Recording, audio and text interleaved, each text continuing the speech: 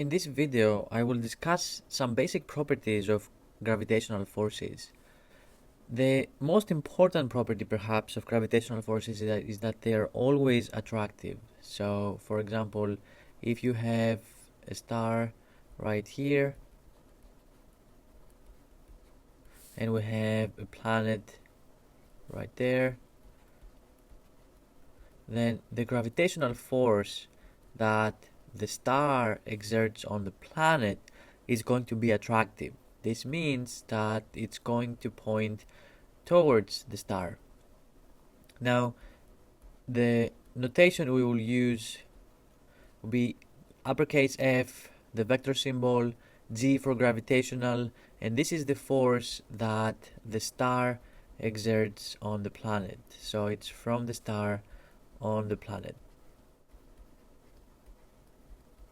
Now, you can also talk about the gravitational force that the planet exerts on the star. And since this is an attractive force, this one will point towards the planet.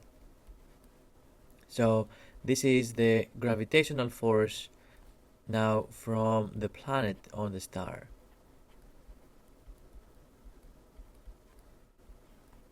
Note that the two forces point in opposite directions. This force points to the right, this force points to the left, and this is because the gravitational forces are attractive, so they will point towards the other object.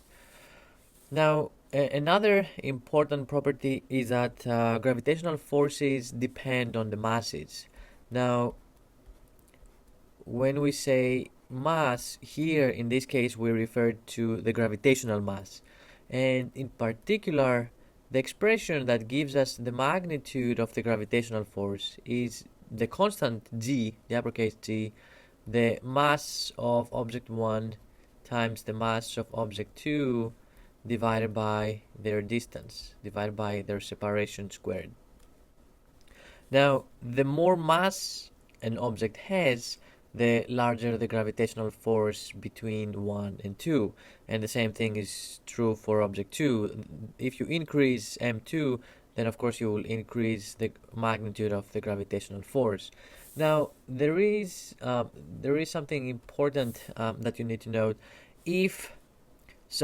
Let's say we increase the mass of the star. So we have a new star, and this one has a mass 2 times the mass of star. If you increase m1 by a factor of 2, you're essentially increasing also by a factor of 2 the magnitude of the gravitational force. So the force becomes 2 times stronger if you double the mass. Now, if you make, of course, the mass half, then the force also becomes half as strong. Now, there is an important factor in this expression, and this is the power of 2 related to the distance, the separation of the two objects.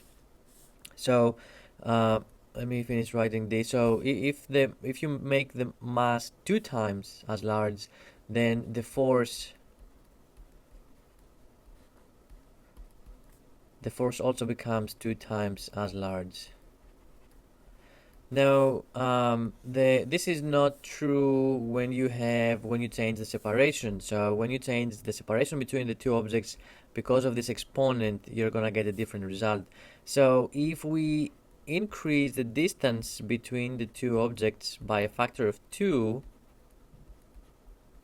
then because everything is going to be squared, this 2 is gonna become 4. So then the force becomes not 1/2, but 1/4 of what you had originally. So this will be 1/4 of your original force. If you increase the distance by a factor of 3, then 3 squared is going to give you 9. So the new force is going to be 1/9 of what you had originally. Now, to summarize, the gravitational forces are always attractive, and they depend on the gravitational masses of the two objects and their separation. Now, one last thing, note that this is the magnitude of the gravitational force that the planet exerts on the star, but also the star exerts on the planet.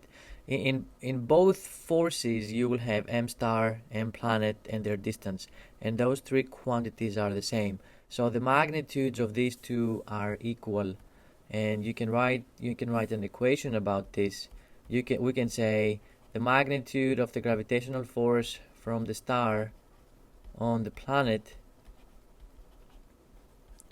this magnitude is equal to the gravitational force from the planet on the star. These two magnitudes are the same.